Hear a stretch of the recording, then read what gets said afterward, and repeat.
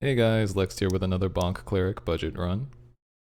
Yeah, just showcasing some of my more eventful runs on my way to level 15 where I start doing some high roller. Those are also budget runs and are pretty entertaining. I turn on VoIP because it helps to be diplomatic in high roller, especially with the gear gap and how real that can be when you're when you're just running in with you know, whites and grays. But for now, let's focus on this standard Goblin Caves run. Yep, super familiar with the starting area at this point. Just gonna take care of the group of goblins here.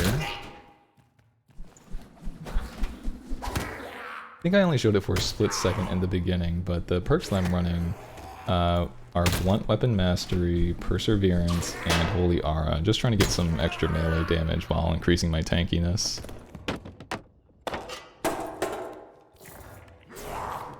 And whoa, I don't know what's up with that janky orb, but apparently it's heat-seeking. Jesus.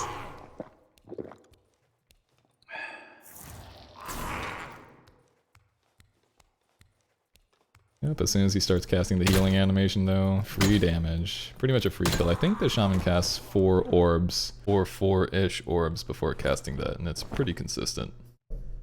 Yeah, we find some mystic vestments, which are, you know, they're pretty good.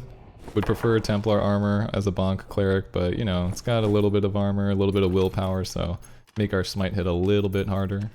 Speaking of smite, I've been messing around with judgment as well, and I definitely see the strengths there. I mean, a ranged cast with 25 magic damage and a slow is pretty damn strong. But I don't know, something about Smite just feels good to me. I don't know what's meta, which one's better. They both seem pretty strong in my eyes. I just prefer Smite because I like the big increase in DPS while you're smacking somebody. So I can see I could see Judgment being better if you're against somebody who's kiting you like a ranger or something, and you're not going to be able to get as many swings off with Smite. I believe that Smite and Judgment also benefit from magical power and magical power bonuses differently.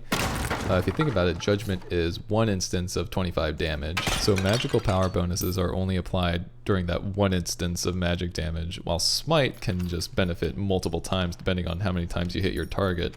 So that, you know, that's also something to think about. This is assuming you can stay on your target for a minute though, and you know, get a good few hits off, but you know, even 2 or 3 swings is benefiting quite, you know, significantly more than 1 instance of damage from your magical power bonus. So yeah, again, something to think about.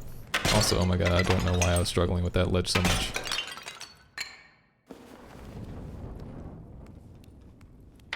But yeah, pretty much just going around looting absolutely everything I can, trying to be thorough, business as usual. Once again, mostly using my staff to break things so I'm ready to buff myself at moment's notice. Although if you do have a spell book, that is what you should use. The casts are just so much faster, so much more worth it.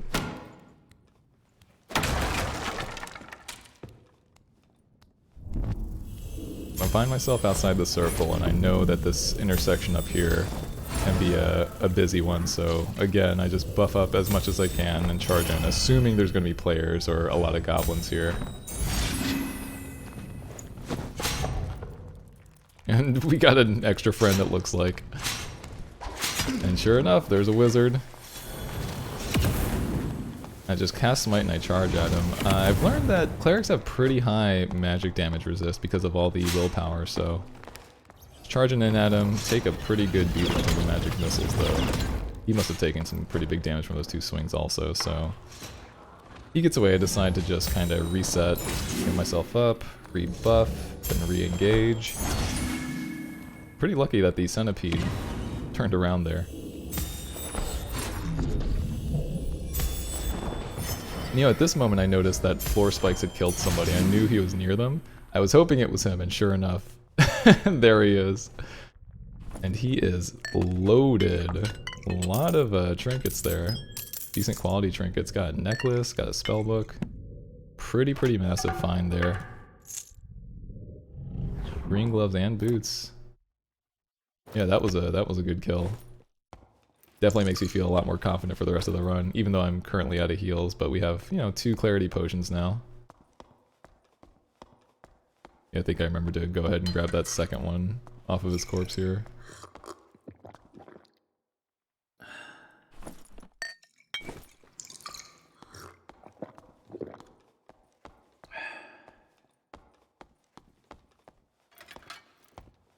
Then it's back to looting.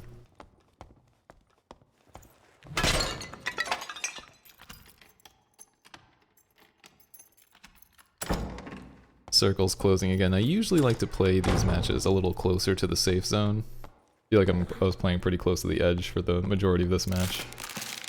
Just so you're not in a, you know, panic mode worrying about the circle, but again, clerics have a good amount of heals and ways to deal with the circle damage, so it's not the biggest deal. We also have some bandages and healing, so you know what, you can weather a little bit of circle damage. Make some awkward eye contact with a barbarian, but I heard a portal. I wanted to try and get this guy.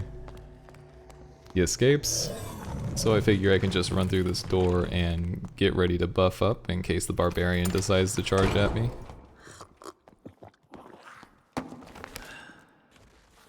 I hear some footsteps near me, so I go ahead and buff up again. It sounds like it's in the room I just came from, so you know, right now I have all my buffs up. I'm ready to fight. I see a wizard right there go invisible and footsteps very close to me. Catch him out. Pretty good juke by the wizard there. That was pretty good, but he decided to try and cast invisibility again. Slowed him down just enough for me to get the final swing. And again, loaded. 2 loaded wizards this match. More footsteps and a rogue coming in to swoop the try to swoop the loot. So I back up until Smite is off of cooldown, swing away, and yep, that's what happens.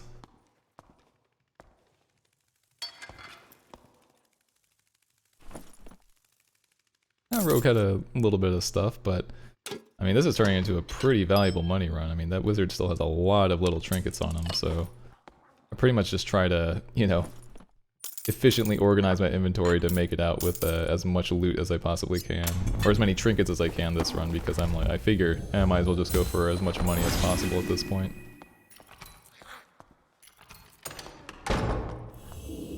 So with a full inventory and for winding down to the last few circles here, I'm mostly just prioritizing finding a portal. Like, my inventory is full and it's all stuff that I want to sell or keep. Classic me, forgetting there's a trap there, as is tradition.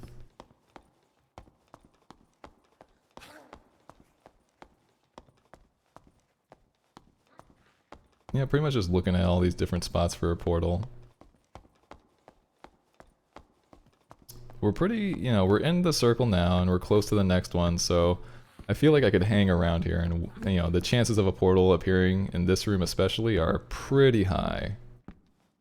They could appear on the ground floor, the middle floor, the top floor. This is a, you know, the circles here, the last few circles are here, there's a very high chance that multiple portals will spawn in this room. So being the greedy cleric that I am, even with a full inventory, I figure, I might as well check out what the goblins are guarding up here. Could be some maybe higher quality trinkets that I might swap some out with.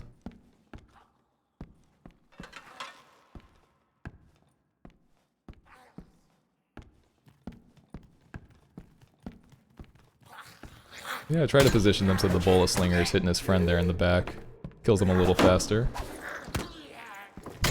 But I heard a portal and I decide, you know what, I'm gonna take this one. It sounded close by, so I just wanted to go ahead and start looking for it. And sure enough, it's right there behind the column.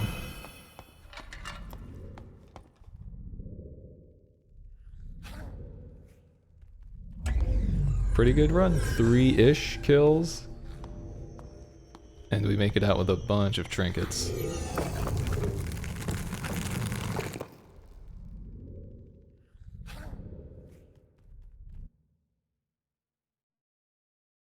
Alright, let's see what we got.